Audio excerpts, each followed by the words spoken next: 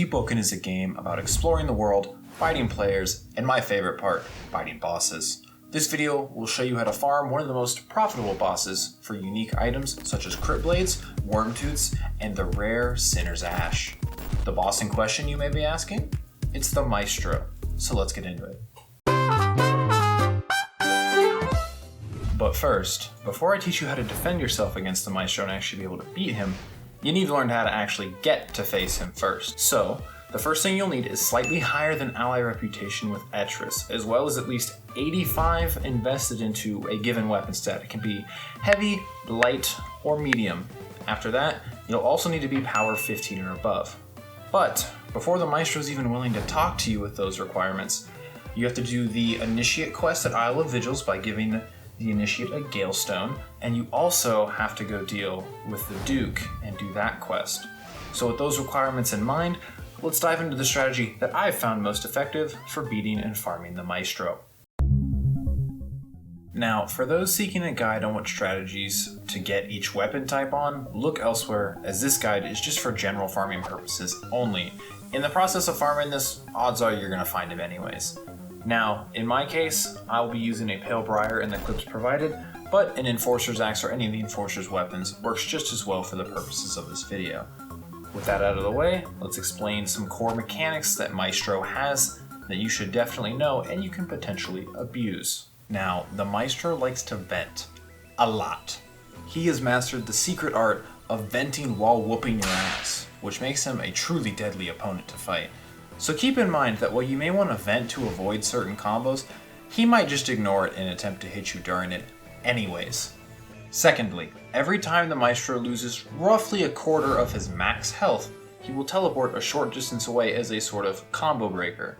Now, ironically, this was designed to make farming Maestro a little bit harder, so certain builds like Shadow Seekers and some Iron Sing stun builds would allow him to break out of these combos.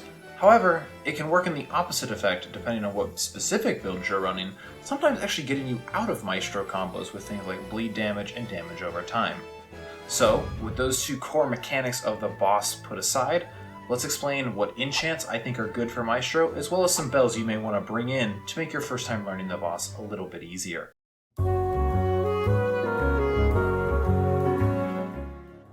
Alright, let's talk enchants. I have 3 enchants that are my top 3 picks if you're going to do Maestro. In third place, we have Astral.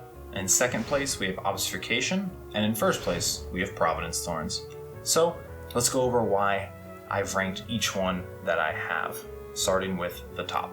Providence Thorns is my number 1 go-to pick because it allows you to deal damage while you're just defending yourself from the Maestro's attacks.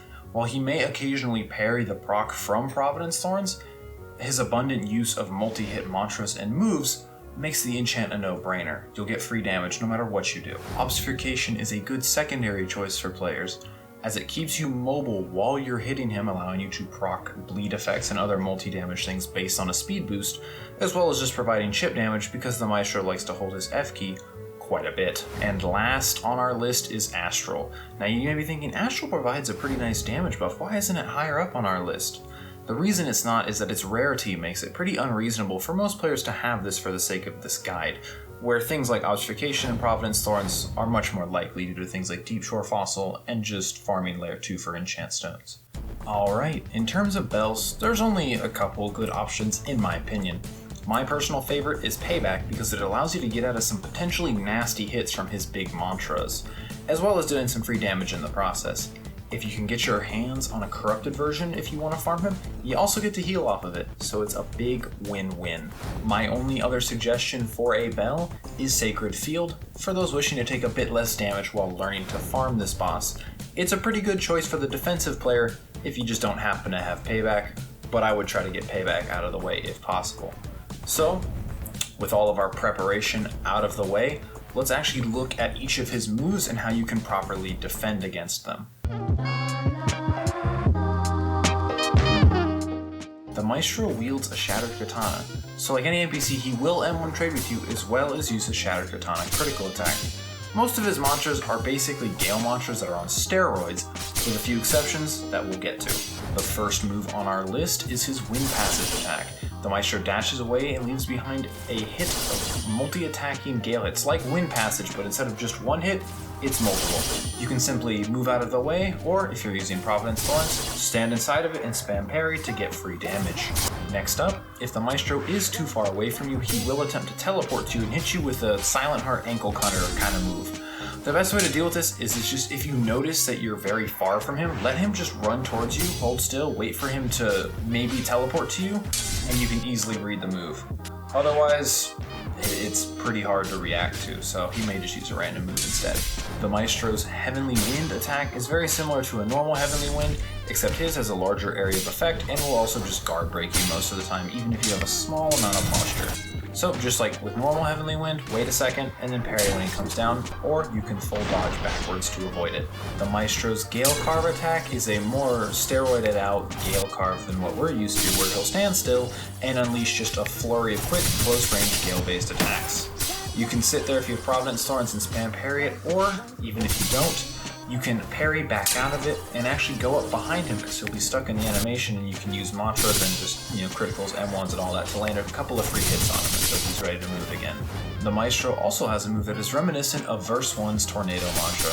He'll hold still and has a tornado of Gale rage around him, dealing a ton of damage in the process. Spam your F key and back out of it, and you're all set.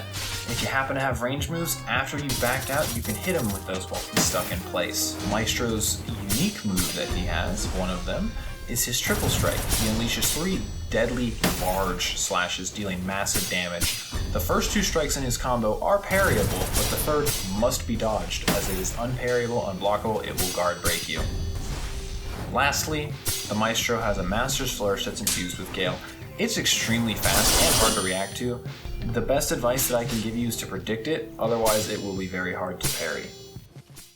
Congratulations! You made it to the end of the video. With your newfound knowledge, you've been able to beat the Maestro and claim the loot that he has, as well as his special weapons.